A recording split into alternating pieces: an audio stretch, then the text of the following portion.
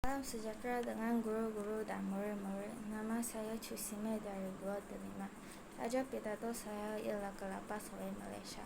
Kelapa sawit ialah sejenis pokok palma yang ditanam untuk pertanian komersial dalam pengeluaran minyak daripada isi rong buahnya.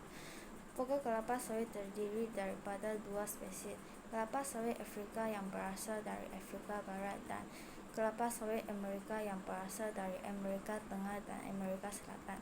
Pada tahun 1848, orang Belanda membawa kelapa sawit ke Indonesia yang kemudiannya ke Singapura dan Tanah Melayu. Kelapa sawit datang ke Tanah Melayu melalui Taman Botani Singapura sebagai tanaman hiasan. Pada tahun 1917 bermulalah penanaman kelapa sawit secara komersial di Estate Tanamaran, Kuala Selangor. Kelapa sawit tingginya 24 meter, bunga dan buahnya berupa tadan bercabang banyak. Buahnya kecil bila masa berwarna merah kehitaman. Isi dan kulit buahnya mengandungi minyak. Kelapa sawit berkembang biak dengan biji tumbuh di daerah tropika pada ketinggian 0 hingga 500 meter di atas permukaan laut.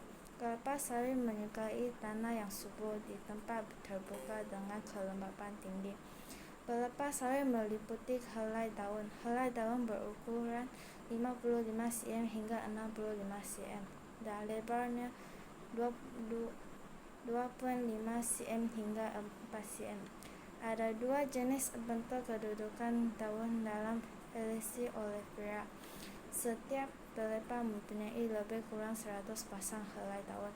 Bilangan pelepah yang dihasilkan meningkat sehingga 30 hingga 40 ketika berumur 3 hingga 4 tahun.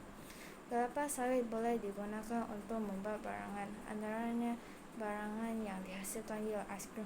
Penggunaan minyak sawit dalam pembuatan ais krim bukan sahaja menghasilkan ais krim lembut dan gembur, tetapi tidak mudah rosak. Selain itu, krimer juga sesuai dengan minyak sawit.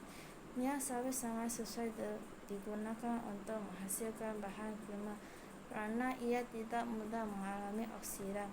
Oleh itu, kelapa sawit amat penting kepada kita. Kita harus menghargai kelapa sawit ini. Ini sahaja yang saya akan bentang. Sekian, terima kasih.